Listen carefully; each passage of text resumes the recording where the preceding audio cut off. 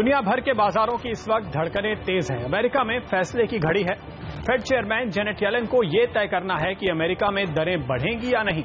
America में दरें बढ़ने का मतलब है कि बहुत सारा पैसा दुनिया भर के बाजारों से निकलकर अमेरिका जाएगा। वैसे भारत समेत तमाम ग्लोबल बाजारों की हालत इस वक्त खस्ता है। यूरोप की मंदी, चीन की चिंता की फिक्र में वो दिन ब दिन टूटते जा रहे हैं। अब बड़ा सवाल यह है कि फेड क्या इनको सहारा देगा या इनका बचा खुचा दम भी निकाल देगा, और अमेरिका में दरें बढ़ी तो भारतीय बाजारों का क्या होगा। इन सारे सवालों का जवाब लेने के लिए हमारे साथ जुड़ रहे हैं केआर चोकसी सिक्योरिटीज के देवेंद्र चोकसी, एचडीएफसी सिक्योरिटीज के वीके शर्मा और यस बैंक की चीफ इकोनॉमिस्ट शुभदा राव। सबसे पहले शर्मा जी आपसे जानना चाहेंगे, क्योंकि आपने काफी पिछले कई एक मीटिंग में ये क्लियर कॉल लिया था कि रेट नहीं बढ़ेंगे और आप लगातार सही पड़े हैं, इस बार आपको क्या लगता है? इस बार ये देखते हुए कि इनका जो बॉन्ड मार्केट है वो बता रहा है कि इंटरेस्ट रेट्स वहां पे बढ़ सकते हैं, लेकिन हमारा ये मानना है कि इस वक्त फेड ये रिस्क ले ही नहीं सकता, क्योंकि उसके जो दो मापदंड हैं, एक तो अनएम्प्लॉयमेंट रेट वो तो पहुंच गई है लेकिन इन्फ्लेशन नहीं पहुंचा है। तो अगर इस वक्त वो अगर डिबेट करते हैं अपने टारगेट से तो इनको ये करना नहीं चाहेंगे, बिकॉज 9 साल इंतजार कर लिया आपने तो और 1-3 महीने वेट करने में आपको क्या हर्ज है। मेरे ख्याल से इस वक्त जो रिस्क है वो रेट बढ़ाने में रिस्क ज्यादा है, और रेट अगर नहीं बढ़ाया और इंतजार कर लिया उसके अंदर रिस्क कम है।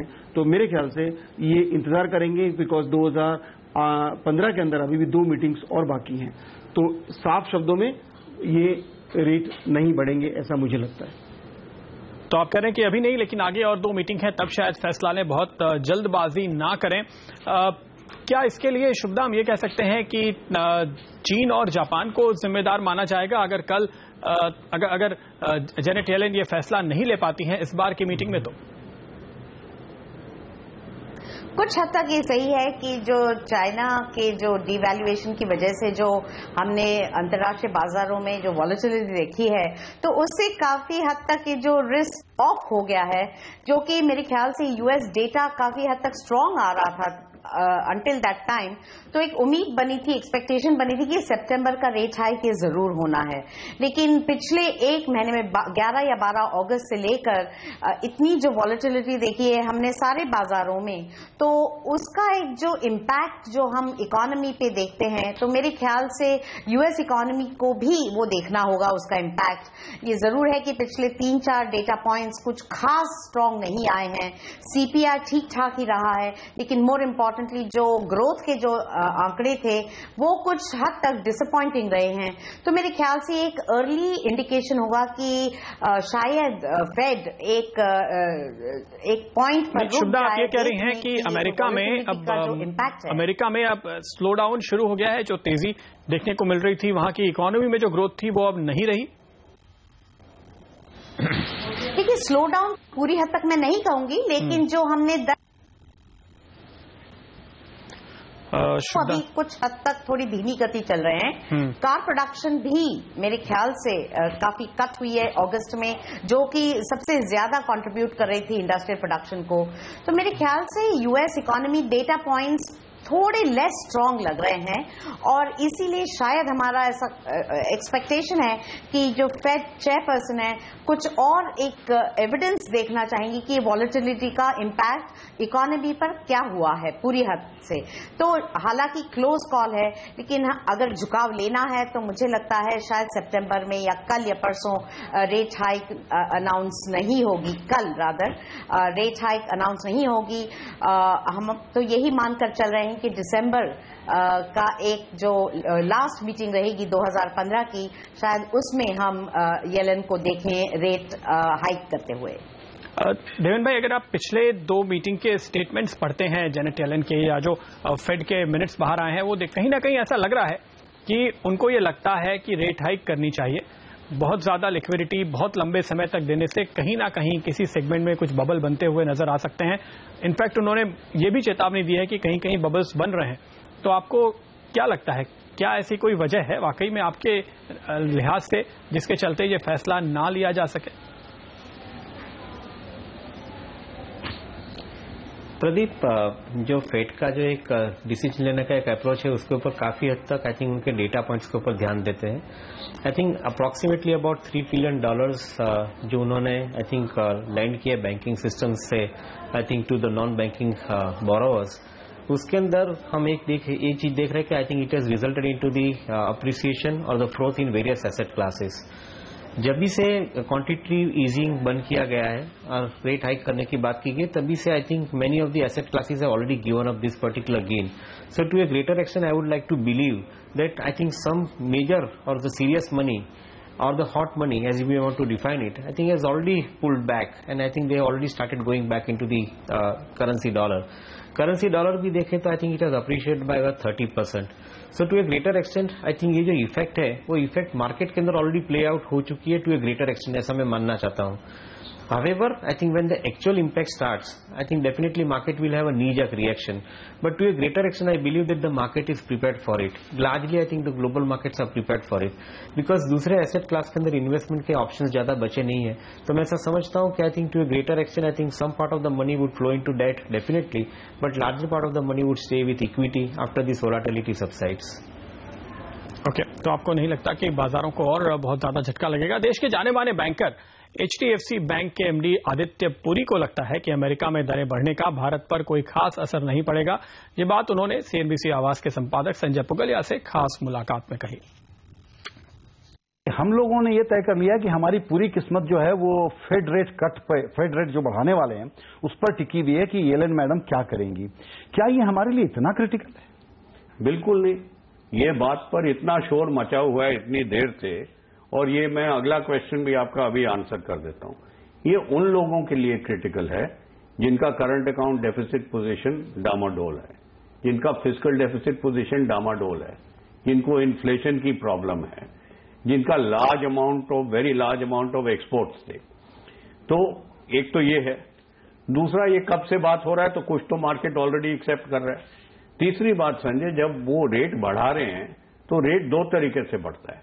एक, जब कोई क्राइसिस आ जाए, शॉक, तब वो रेट बढ़ाना अच्छा नहीं होता क्योंकि वो प्रॉब्लम होता है।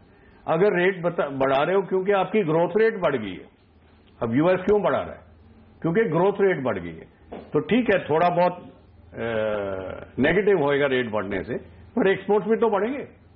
तो मेरे हिसाब से इफेक्ट तो सारी दुनिया को होएगा क्योंकि it is a major event.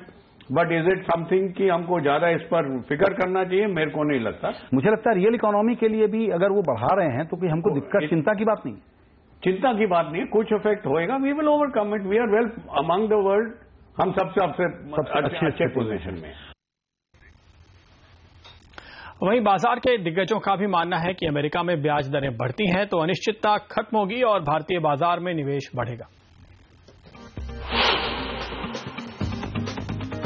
हमारा ये मानना है, मॉर्गन स्टैनली का मानना है कि दिसंबर में होगा, लेकिन जरूर से होगा।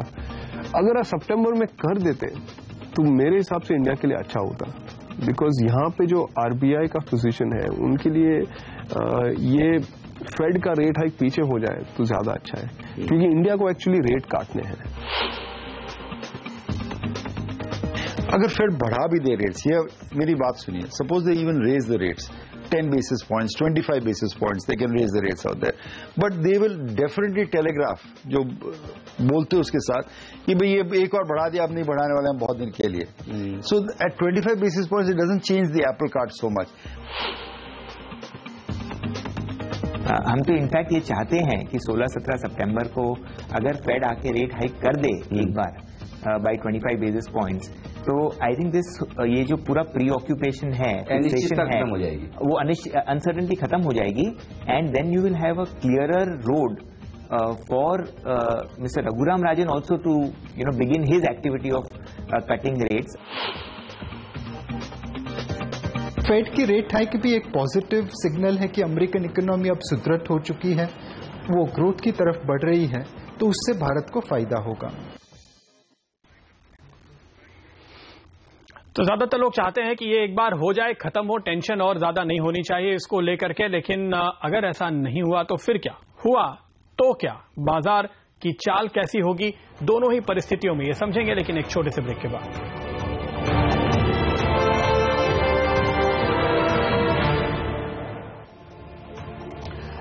एक बार फिर स्वागत है आपका हमारी इस खास चर्चा में। हमारे साथ हमारे खास मेहमान जुड़े हुए हैं केआर चोकसी सिक्योरिटीज के देवेंद्र चोकसी, एचडीएफसी सिक्योरिटीज के वीके शर्मा और यस बैंक की चीफ इकोनॉमिस्ट शुभदार राव। अब शर्मा साहब, सवाल यह है कि जैसे कि आप लोग मानते हैं कि अभी शायद सही समय नहीं है और रेट हाइक होती हुई ना नजर आए, तो शुक्रवार को मार्केट कितने ऊपर खुलने की उम्मीद करते हैं आप? निफ्टी 100 पॉइंट कम से कम? मेरे ख्याल से अगर ये रेट हाइक नहीं आती है और उसके साथ ये लैंग्वेज की आती है, उस पर काफी हद तक डिपेंड करेगा कि मार्केट किस तरह से रिएक्ट करेगा। अगर मार्केट फिर भी रेट हाइक न करने के बावजूद और वो ये बताया जाता है कि इन्फ्लेशन अभी नहीं है, उसका हम इंतजार कर रहे हैं, तो ये अच्छी बात है, बिकॉज उसके लिए अनलिमिटेड समय मिल जाता है। उसके लिए दिसंबर भी कोई डेडलाइन नहीं है, क्योंकि इन्फ्लेशन की जो दर है वो 1.2% थी पिछले महीने और उसका जो ट्रेंड है वो ऊपर नहीं जा रहा है टारगेट की तरफ जो 2% है, बल्कि उससे घट रहा है। शर्मा साहब, ये कहा जा रहा है कि चीन इस समय सारी दुनिया को डिफ्लेशन एक्सपोर्ट कर रहा है, तो इन्फ्लेशन तो कभी आएगी नहीं। बिल्कुल वही कह रहा हूं। तो इसलिए अगर इन्फ्लेशन का अगर आप मुद्दा उठाते हैं तो वो तो आएगा ही नहीं, वो तो आपके लिए बहुत अच्छा पीरियड है। लेकिन अंत में ये कहना चाहूंगा, अंत में क्यों, बीच में ये कहना चाहूंगा कि पिछला जो इकोनॉमिक ग्रोथ जो हम समझ रहे हैं कि बड़ा सुदृढ़ है यूएस का, जो रीडिंग थी 2.3% जीडीपी ग्रोथ की, उसको अपवर्ड रिवीजन किया गया था 3.2%। उसमें लार्ज पार्ट था आपकी इन्वेंट्रीज का, जो करंट क्वार्टर में आपको नहीं देखने को मिलेंगी। तो एक ये बड़ी बात है। दूसरा, काफी हद तक जो अभी तक जो जॉब ग्रोथ हुआ है वो ऑयल इंडस्ट्री की वजह से हुआ है, और ऑयल अगर यहाँ पे डब्बे में रहता है तो वो भी एक वजह होगी कि इकोनॉमिक ग्रोथ तो तय है ना, था वो क्यों फास्ट नहीं होगा। जी 45-50 के रेट पे तो शेल ऑयल बिजनेस तो पूरा ठप है। वही कह रहा हूं। तो ये आगे चलते हुए जो ग्रोथ रेट हमने देखा है उसका मोमेंटम ढीला पड़ेगा। ओके। और आगे 45 पे भी जब ईरान का प्रोडक्शन शुरू होगा तो 45 पे भी क्यों रहेगा क्रूड। ओके। एक बात आपने जो कही कि लैंग्वेज क्या होगी ये अहम है। शुभदा, हो सकता है कि फेड ये कहे, जेनेट येलेन ये कहे कि इन्फ्लेशन बहुत नहीं बढ़ रही, इसलिए हम ये फैसला ले रहे हैं, लेकिन क्या बाजार ये नहीं समझेगा कि फेड को भी चिंता है, दुनिया में शायद एक बड़ी मंदी होने की संभावना फिर से पैदा हो गई है? आप एक पॉजिटिव कदम को भी नेगेटिव एस्पेक्ट के तौर पर ही तो देखेंगे। ठीक है, इन्फ्लेशन का काफी उन्होंने पॉलिसी जो ग्रोथ इंडिकेटर्स वो अच्छे चल रहे हैं, लेकिन सीपीआई जो उनका मीडियम टर्म टारगेट है 2%, काफी दूर लग रहा है, और खास करके कमोडिटी क्रैश की वजह से ये एक टारगेट और भी डिफिकल्ट लग रहा है अचीव करने। लेकिन मेरे ख्याल से कहीं ना कहीं फेड को ये एक बैलेंस करना होगा। तो जब मैंने कहा क्लोज कॉल, तो इसकी वजह से कि आर्ग्यूमेंट्स दोनों तरफ से मैं तो ये कह रहा हूं कि एक इकोनॉमिस्ट के तौर पे आप देखिए, या फिर एक शेयर के इन्वेस्टर के तौर पे देवेंद्र जी और शर्मा जी उसको देखेंगे, जब फेड को लगता है कि इस समय वो रेट नहीं बढ़ा सकते, क्या इसका मतलब दरअसल इकोनॉमी की कमजोरी, चाहे अमेरिका की हो चाहे बाकी की दुनिया की हो, खबर तो बुरी होगी ना कि रेट नहीं बढ़ा पाए फेड चाहते हुए भी? क्या मैं आंसर करूं? ये जरूर होगा कि बाकी इंडिकेटर्स अच्छे होते हुए भी अगर इन्फ्लेशन नहीं है और डिफ्लेशन चल रहा है, तो ना कि सिर्फ यूएस और चाइना, लेकिन बाकी जो डिपेंडेंट इकोनॉमीज हैं, इमर्जिंग मार्केट इकोनॉमीज हैं, कुछ इकोनॉमीज जो कमोडिटीज इंपोर्ट करते हैं उनके लिए ठीक ठाक है, लेकिन एक ये चिंता का विषय बना रहेगा कि क्या ये ग्लोबली डिफ्लेशन की तरफ हमें ले जा रहा है, ये जो मार्केट का जो एक डेवलपमेंट है। तो जरूर ये ग्रोथ को एक आगे चलकर कंसर्न होगी, कहां पे ओरिजिनेट होती है। हाँ, ये ऑयल एक्सपोर्टिंग इकोनॉमीज में ओरिजिनेट हो सकती है, ये बहुत सारे कंपनीज है यूएस की, वो ट्रैक कर सकती हैं। हालत बुरी है, और खुद अमेरिका भी आप कह रही हैं कि बहुत अच्छी हालत नहीं है जो दिख रही है। शर्मा जी, आप कुछ कहना चाहते थे? हाँ, मैं कह रहा हूं कि जो शुभदा जी ने कहा कि ग्लोबल ग्रोथ तो स्लो डाउन हो रहा है, चीन पे बात नहीं करते हैं, चीन की डेटा पे कोई विश्वास नहीं करता। मेरा अपना मानना है कि वो तो डी ग्रो हुआ है, ग्रोथ की बात तो छोड़ दीजिए। हम बात करते हैं साउथ कोरिया का, जहां का जो डेटा है वो वेल रिस्पेक्टेड है। ताइवान पे भी क्वेश्चन मार्क नहीं है। उन दोनों के ही एक्सपोर्ट और इंपोर्ट दोनों लगातार 6 महीनों से ज्यादा गिर रहे हैं। तो ये इंपोर्ट और एक्सपोर्ट का गिरना किसी भी प्रकार से एक इकोनॉमी ठीक हो रही है, ठीक होने की कगार पे बिल्कुल नहीं है। ये एक ग्लोबल स्लोडाउन है जो हमारे सामने ठहर रहा है, और ये मेरे ख्याल से अगर ये इंटरेस्ट रेट नहीं बढ़ते हैं और रुकते हैं इस वजह से, तो ये कि छोटी अपॉर्चुनिटी होगी जिसको बाजार ऊपर ले जाके एक बार फिर उसको यूज करेगा in terms of sell off करने के लिए। तो मेरे ख्याल से यहाँ पे बाजार में ऊपर जाने के लिए 8,200 के ऊपर जगह नहीं दिखती। देवेंद्र भाई, जैसे कि हम कई लोगों को भी सुन रहे थे, FIIs को, दूसरे एक्सपर्ट्स को, कि FIIs के लिए थोड़ा सा अनिश्चितता का माहौल है। एक बार रेट पे डिसीजन आ जाए तो क्लैरिटी होगी। अब डिसीजन जो अगर ये होता है कि रेट नहीं बढ़ाना चाहिए और उससे मंदी के संकेत ही आते हैं, जैसे कि शर्मा जी कह रहे हैं, तो इसका मतलब कि FIIs तो अभी तक 29,000 करोड़ रुपए की बिकवाली कर चुके हैं बाजार में मई से लेकर अब तक, और बेचेंगे। मैंने वापिस एक डेटा के ऊपर मैं ध्यान देता हूं प्रदीप। $102 बिलियन का इंडिया के अंदर इन्फ्लो आया है, उसमें से करीबन $53 बिलियन का इन्फ्लो डेट के अंदर है और बैलेंस इक्विटी के अंदर है after 2008 crisis. So if you look at, I think the larger part of the vulnerability is largely staying with the debt and vis-a-vis the equity, क्योंकि इक्विटी के अंदर आप डॉलर इंडेक्स के मुकाबले देखें तो एप्रिसिएशन की जगह पे आई थिंक काफी हद तक एक डेंट भी आया है। मैं ऐसा मानता हूं कि suppose if this equation is playing right, then larger part of the victimization would happen onto the debt side, and because of the debt I think the currency will weaken because of the outflow of money, and that could have some amount of collateral impact onto the equity, which we have seen largely in the outflows of 29,000 crore which you have mentioned। तो मेरा ऐसा मानना है कि to a greater extent I think this event FI की तरफ से play out हो चुकी है। जो FI की इन्वेस्टर इंडिया के मार्केट में अभी भी इन्वेस्टेड है, they are basically safe to assume that they are basically long term investors into the market who have invested for longer period of time and they would like to trade the growth in the economy। So certainly I think the impact has come, we have seen the impact, but largely it has played out, that is what I would like to believe। तो आप कह रहे हैं कि जिनको बेचना था बेच चुके, अब यहां पर और बिकवाली FIIs की नहीं होगी अगर फेड रेट हाइक ना हो। लेकिन अगर रेट हाइक हो जाए तो क्या इससे और बिकवाली ट्रिगर होगी या खरीदारी ट्रिगर होगी, ये जानेंगे एक ब्रेक के बाद।